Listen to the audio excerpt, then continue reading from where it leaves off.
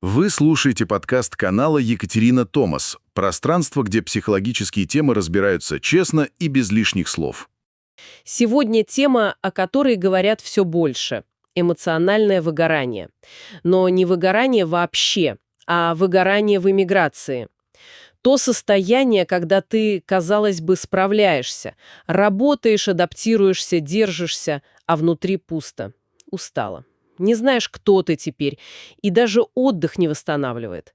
Если это про вас, этот подкаст именно для вас.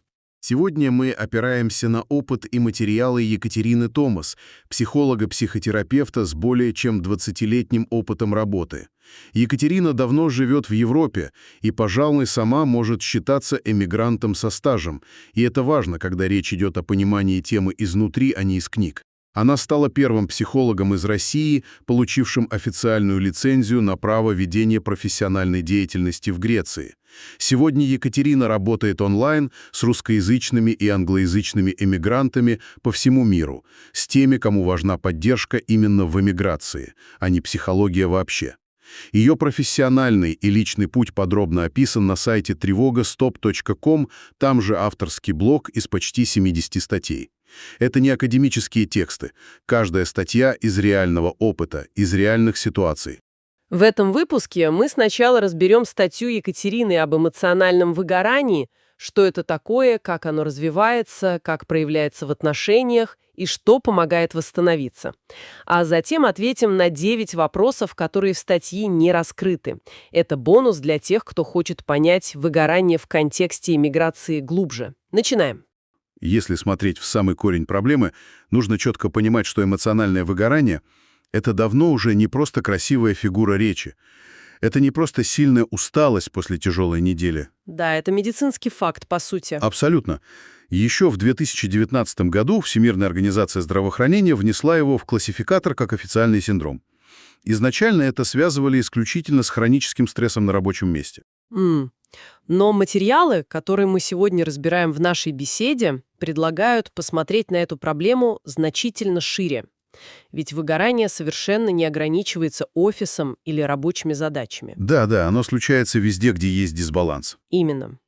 Оно неизбежно возникает там, где человек на протяжении долгого времени отдает значительно больше энергии, внимания и сил, чем получает взамен.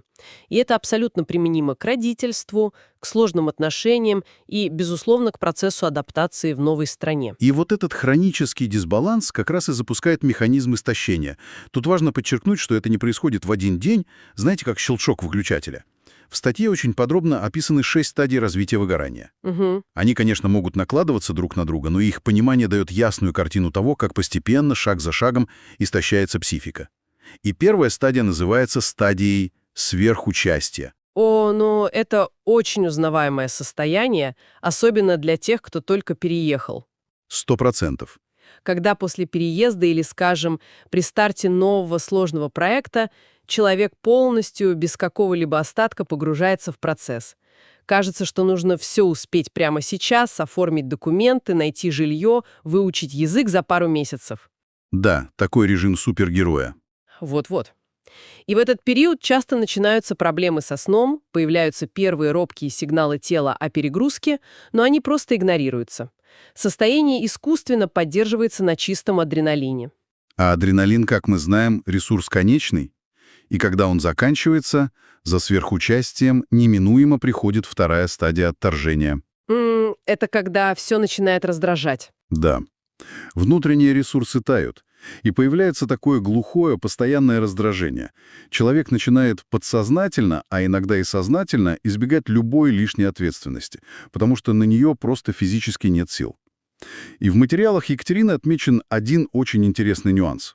Какой именно? Именно на этой стадии люди часто начинают фиксироваться на материальных вещах. Да, я помню этот момент в тексте. Это выглядит как попытка, купить контроль над своей жизнью. Точно. Когда внутри все шатко, когда эмоционально ты уже истощен, психика отчаянно пытается зацепиться за что-то осязаемое. Знаете, пойти купить новую красивую мебель в съемную квартиру, потратить последние крохи энергии на поиск каких-то идеальных бытовых вещей. Лишь бы хоть как-то заполнить эту нарастающую внутреннюю пустоту. Да, именно так. А следом идет третья стадия – апатия, агрессия и подозрительность. Здесь самооценка начинает стремительно падать вниз. Человеку начинает казаться, что окружающие его не ценят, не понимают. Что мир вообще настроен к нему враждебно. Да, мир становится опасным местом. Соответственно, количество конфликтов дома или на работе резко возрастает. И это естественным образом толкает человека к четвертой стадии – полной изоляции. И тут важно понимать, что это не просто внезапно проснувшаяся интроверсия, правда? Изоляция здесь работает именно как жесткий защитный механизм. Абсолютно. Мне очень понравилась метафора, это можно сравнить с мобильным телефоном, у которого остался 1% заряда. Операционная система начинает принудительно отключать все фоновые приложения, гасить экран, отключать интернет, чтобы просто не умереть окончательно. Очень точный образ. Психика отсекает любые социальные контакты, потому что даже банальный разговор о погоде с соседом требует энергии, а ее больше нет. Угу. И если на этом этапе изоляции ничего не предпринимается, наступает пятая стадия, когда удар уже берет на себя тело. Начинается серьезная психосоматика. Да. Сбои в работе желудочно-кишечного тракта, проблемы с сердцем, внезапное обострение давних хронических болезней, о которых человек уже и забыл. И часто люди на этой стадии пытаются искусственно удерживать себя в тонусе. Пьют кофе литрами, используют алкоголь по вечерам. Просто чтобы снять это дикое напряжение. Да, но это лишь кредит под огромные проценты, которые мы берем у собственного организма. Которые, к сожалению, приводят к шестой стадии – полное обеднение или, как невероятно точно формулирует автор статьи, обесточенность. Обесточенность. Звучит страшно. Это состояние глубокого минуса, когда не остается ни физических сил просто встать с кровати утром, ни эмоций, чтобы реагировать даже на хорошие события, ни каких-либо желаний. В статье этот механизм истощения еще очень наглядно разбирается на примере отношений и родительства через метафору «лимит отдачи». Да, давайте это поясним. Представьте себе сосуд. В первые годы жизни ребенка, например, родитель постоянно отдает свою энергию, заботу, внимание, просто переливает из своего сосуда в другой. И если этот внутренний ресурс не восполняется поддержкой партнера или внешней помощью, этот лимит отдачи исчерпывается. То есть один постоянно вкладывает, а второй не возвращает. Угу. И система неизбежно приходит к краху. И чтобы остановить этот разрушительный процесс, Екатерина предлагает 4 базовых принципа перезагрузки. Первый шаг – это осознанное введение пауз и делегирование. Нужно честно признать, что вы не можете контролировать абсолютно все. А второй принцип – это физическое замедление. Да, и это очень физиологично. Нужно сознательно замедлить темп своей речи, сделать дыхание более глубоким, перестать суетиться в простых движениях. Потому что наше тело напрямую связано с психикой. Если мы замедляем тело, наш мозг получает четкий сигнал «уровень угрозы снизился, можно выдохнуть». Именно. Третий принцип – это возврат к самым простым радостям, которые не требуют от нас никаких достижений. Это может быть спокойная прогулка, чтение книги, просто созерцание вида из окна.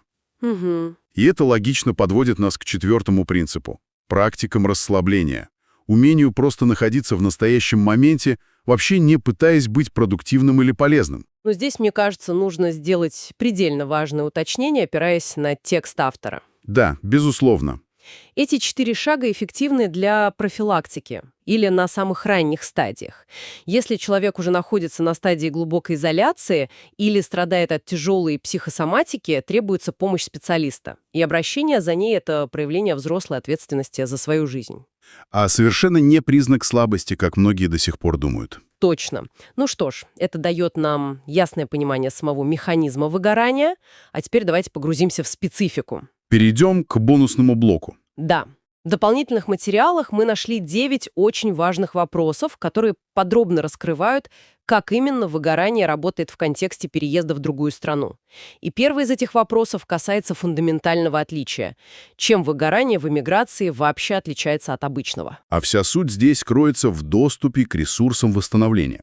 Смотрите, когда человек выгорает в своей родной стране, инструменты для отдыха у него всегда под рукой. Угу. Это понятная культурная среда, родной язык, какие-то старые друзья, с которыми можно просто помолчать. Да. А в материалах есть потрясающая точная фраза. В эмиграции человек восстанавливается теми же инструментами, которыми и истощается. Вот эта мысль, честно говоря, заслуживает отдельной паузы. Получается парадокс. Чтобы расслабиться в новой стране, например, пойти в кафе, записаться на йогу, встретиться с какими-то новыми знакомыми, человеку нужно использовать чужой язык. И постоянно подстраиваться под чужие социальные нормы. Да. И то, что в теории должно приносить отдых и расслабление, на самом деле требует колоссальной интеллектуальной и эмоциональной работы. И это прекрасно объясняет суровую статистику. 98% экспатов сталкиваются с симптомами выгорания, а риск реальных психологических проблем у них в 2,5 раза выше. Цифры пугающие. Но ведь и формы этого состояния бывают совершенно разными, так? Второй вопрос в нашем списке как раз о том, какие виды выгорания встречаются у мигрантов. Да, автор выделяет 6 основных направлений. Во-первых, это профессиональное или статусное выгорание. То самое болезненное ощущение «я здесь никто» и начинаю с нуля. Именно оно. Во-вторых, социальное выгорание, которое вызвано постоянным языковым барьером и чувством тотального одиночества в толпе. Третий вид — это идентичностное выгорание, мучительная потеря ответа на вопрос «кто я теперь в этом новом мире?». За ним плотно следует экзистенциальное, когда человек вообще теряет смысл своего пребывания в новой стране. Зачем я все это затеял? Пятое — родительское, о котором мы уже вкратце упоминали. В эмиграции оно сильно усугубляется тем, что привычной сети поддержки, вроде бабушек, дедушек или недорогих нянь, просто нет рядом. И шестое — психосоматическое выгорание, когда наше тело просто отказывается справляться с этим постоянным фоновым напряжением. И зная все эти виды, мы логично подходим к третьему, очень практическому вопросу. Как человеку, который нас сейчас слушает, отличить выгорание от депрессии или от какой-то временной апатии? Ведь внешне-то симптомы могут быть очень похожи. Тут разница в длительности и в том, как человек реагирует на качественный отдых. Апатия, как правило, длится недолго, обычно до пары недель. И если дать себе по-настоящему хороший отдых, она отступает. А выгорание? Выгорание — это гораздо более тяжелая и системная история. При выгорании человек прекрасно помнит, каким энергичным и живым он был раньше, и он отчаянно хочет вернуть это состояние. Но проблема в том, что отдых при выгорании приносит лишь временное, очень-очень короткое облегчение.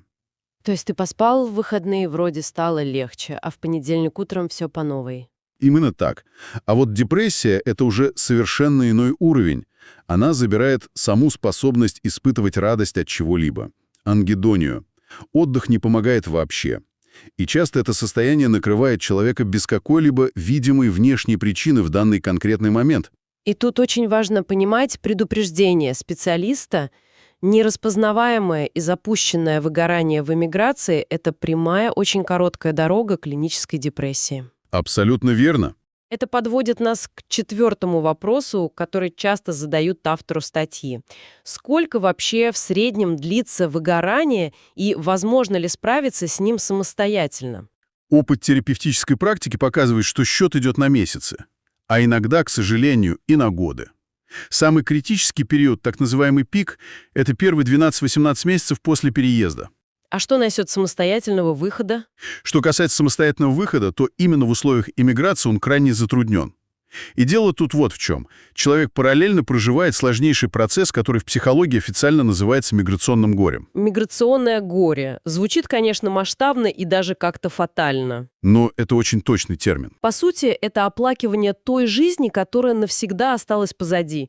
Потеря привычных, безопасных маршрутов, любимых мест, потеря своего социального статуса и связей. И вот когда на это глубокое внутреннее горе накладывается низкий уровень поддержки на новом месте и постоянный, ежедневный фоновый стресс, у психики просто не остается внутреннего ресурса. То есть батарейка села, а зарядиться не от чего. Психика не может вытянуть себя из выгорания самостоятельно за волосы, как барон Мюнхгаузен. Да, хорошая аналогия. И это очень тесно связано с пятым вопросом, который мы выделили для этого разбора. Что такое выгорание на фоне кризиса идентичности? О, это очень глубокая тема. Это истощение, которое наступает от резкой потери привычного контекста. Автор объясняет это так. Наша идентичность держится на 3 главных опорах. Угу. Это то, как нас воспринимают другие люди, какую социальную роль мы играем в обществе, и то, как мы сами ощущаем себя внутри. А переезд в один день выбивает все 3 эти опоры одновременно. Вчера ты был востребованным специалистом, душой компании, человеком, которого все уважают. А сегодня ты с трудом можешь подобрать слова, чтобы просто объясниться с клерком в банке. Да-да. И в статье приводится очень сильный, прямо-таки звенящий маркер этого состояния. Человек начинает чувствовать себя, цитирую, «актрисой в чужом спектакле». До мурашек. Ты вроде бы произносишь правильные слова на другом языке, совершаешь нужные социальные действия, улыбаешься соседям, но внутри есть четкое ощущение, что все это не твоя настоящая жизнь. Декорации. И такое колоссальное внутреннее напряжение просто не может пройти бесследно для организма. И наш 6-й вопрос закономерно звучит так. Почему при выгорании появляются реальные физические боли? Потому что в эмиграции наш организм чисто биологически переходит в режим перманентной угрозы. Наша нервная система постоянно сканирует новую, еще непонятную среду как потенциально опасную. То есть требуется постоянная мобилизация всех систем. Совершенно верно. И наше тело реагирует на эту хроническую перегрузку задолго до того, как наше сознание вообще успевает понять, что мы устали.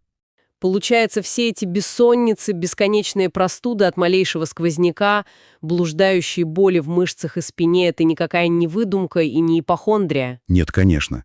Это очень честный сигнал тела о том, что ваша батарея разряжена в ноль. Тело просто кричит об этом. Учитывая всю тяжесть этой ситуации, наш 7-й вопрос переводит разговор к конкретным действиям. С чего вообще начинать помощь самому себе? Первое и самое, пожалуй, главное терапевтическое действие – это признать масштаб проблемы. Нужно немедленно перестать клеймить себя словом «лень». Да, перестать требовать от себя прежней доэмигрантской продуктивности. Именно. А второй шаг – это радикально снизить текущую нагрузку. Нужно просто принять как медицинский факт, иммигрант тратит в 2 раза больше энергии на базовые бытовые задачи, чем местный житель. Просто из-за разницы менталитетов, алгоритмов и языка. А 3-й шаг, как я поняла из материалов, это найти такой источник отдыха, который вообще не требует абсолютно никаких усилий. Да, 0 усилий. Просмотр старого засмотренного до дыр фильма на родном языке, какая-то молчаливая прогулка в безлюдном парке, где ни с кем не нужно здороваться и говорить спасибо. Главная цель здесь — разорвать разрушительный круг изоляции, не расходуя при этом драгоценные остатки сил. Но, согласитесь, бывают ситуации, когда ванны с пеной и прогулок в тишине уже категорически недостаточно. Да, к сожалению. И это наш 8-й вопрос. Как понять, что та самая грань пройдена и пора идти к психологу? Здесь есть вполне четкие критерии. Если подавленное состояние не проходит дольше 2-3 месяцев, несмотря на все попытки отдыхать. Если психосоматика начинает реально физически мешать повседневной жизни. Если с жизни полностью исчезла радость. И есть один очень специфический, яркий, тревожный звонок. Когда фоном в голове постоянно крутится навязчивая мысль «я ошиблась с переездом» или «все это было зря». Даже если объективно все хорошо. Да. Даже если объективно у вас есть хорошая работа, безопасное жилье, легальный статус. И если эта мысль все равно сверлит мозг, терпеть нельзя. Как мы уже упоминали в начале, за профессиональной помощью можно обратиться на сайт тревогастop.com. Там Екатерина Томас консультирует именно по таким сложным эмигрантским запросам, опираясь на свою европейскую лицензию и огромный опыт. Это действительно важно знать, где искать помощь. И у нас остался 9-й, последний вопрос в нашем глубоком разборе. Он касается одного очень коварного, скрытого явления – синдром отложенной жизни. Как он становится невидимым катализатором нашего выгорания? О, это состояние невероятно знакомое многим экспатам. Да, человек словно ставит свою жизнь на паузу и переходит в режим бесконечного ожидания в транзитной зоне. Вот получу постоянные документы, тогда заживу, вот подтвержу диплом, выучу язык до совершенства, найду нормальную работу, и вот тогда начну радоваться и отдыхать.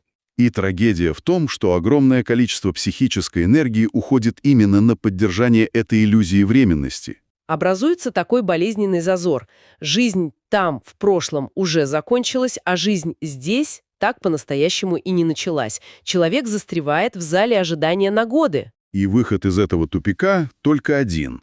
Честно признать, что жизнь идет прямо сейчас, сегодня, и учиться строить ее каждый день, опираясь на те условия нестабильности и неопределенности, которые есть в данный момент. Знаете, в материалах к этому разбору прозвучала одна потрясающая визуальная метафора.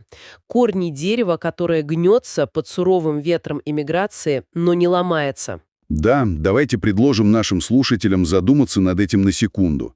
Если переезд — это словно пересадка взрослого дерева в совершенно новую почву, то выгорание наступает совсем не потому, что эта новая почва какая-то плохая. Оно наступает, когда мы бросаем абсолютно все свои силы на то, чтобы быстрее вырастить новые красивые ветви и зеленые листья для окружающих, совершенно забывая при этом поливать собственные корни. Спросите себя сегодня в тишине, что именно станет живой водой для ваших корней. Не для вашей работы, не для адаптации, не для статуса и даже не для семьи, а лично для вас. Сегодня мы разобрали статью Екатерины об эмоциональном выгорании, его стадиях, проявлениях в отношениях и принципах восстановления. И ответили на 9 вопросов о том, как это все выглядит в эмиграции. Чем отличается, какие формы принимает, как распознать, как помочь себе и когда нужна профессиональная поддержка. Если тема откликнулась, на сайте тревогастop.com есть полная статья об эмоциональном выгорании. Там же вы найдете другие материалы, которые часто связаны с этой темой. Все эти темы на тревогастop.com. Там же можно записаться на консультацию к Екатерине. Спасибо, что были с нами. Берегите себя.